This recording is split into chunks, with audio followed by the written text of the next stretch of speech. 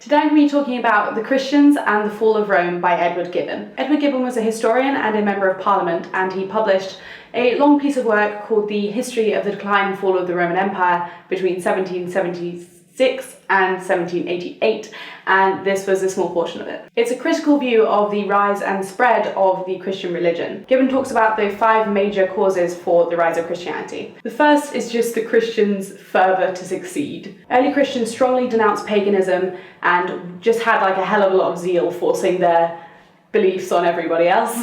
The second was the promise of the immortality of the soul. And about that I can read a little bit. This is talking about an average man in Rome at the time. If he could once persuade himself to suspect that the Christian religion might possibly be true, it became an easy task to convince himself that it was the safest and the most prudent party that he could possibly embrace. Gibbon saying that if you even slightly imagined that Christianity was real, I mean, you were damned if you didn't go with it, so you may as well just pick it up. It was sort of like fear-mongering. The third is divine powers, like proof through miracles. If somebody hears somebody they know talking with such devotion about a miracle that a friend of theirs witnessed, that cyclical rumour mill spurs on this miraculous, elevated than humanity idea about this religion, even if you didn't directly see a miracle happen. Number 4 is the pure and astute morals of the Christian people. Gibbon says that whenever a new religion starts appearing, it's under really strong observation, and in order for Christians to retain or develop a good reputation, they have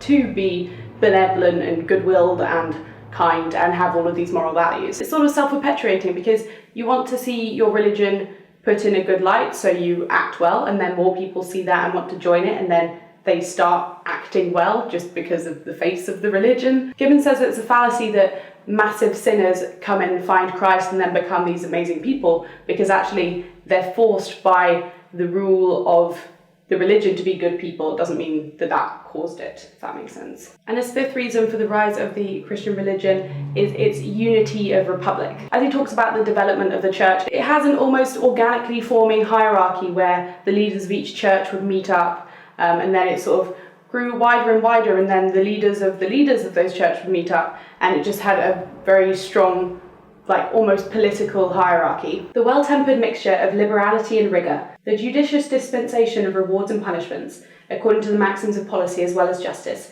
constituted the human strength of the church. He was saying that unlike the Jews, they didn't have to give 10% of their income to the church. They could give as much or as little as they had, but that in turn encouraged them to give more because they felt that it was of their own free will. And by having that careful balance of freedom and order, all the practitioners felt like they had a power and it became self-enforcing. So that all seems like a pretty good recipe for a dominating religion, doesn't it? You don't even have to think about the scripture or any of the rules, but just having them and having systems set up like that, the spread of it was kind of inevitable. Obviously, the way you respond to this sort of work is going to be governed by your faith. I have to say that I am a devout atheist, if one can be such a thing, but I did have a strong Christian education. I'm friends with a lot of Christians. I don't hate it or anything, but obviously being surrounded by that my whole life and not agreeing with it, I've got quite a lot of bugbears.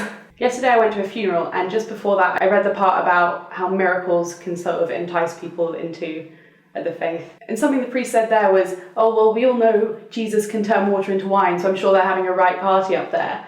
And it was just like, ugh. The lady who died wasn't a Christian, and the way he said that about her just kind of, it felt intrusive. It felt like she was being forced into this set of rules and results that wasn't her and didn't make sense. Because individually, if you take all of these causes apart, they're all kind of ridiculous. I think believing in a higher power is one thing, but then also being like, oh, let's add immortality and let's add miracles, and then it becomes like a more enticing package, but it loses some of its validity. I'm really sorry if I offend any religious people who are watching this video. I've just not agreed with it my entire life. And seeing all the reasons that one might believe in Christianity set into a list like this book does, it sort of just increases my disbelief. How objective can this guy be though? Obviously, he is opposed to organised religion. I don't think it can be denied that promises of immortality, miracles, etc. are ways that people get into the religion,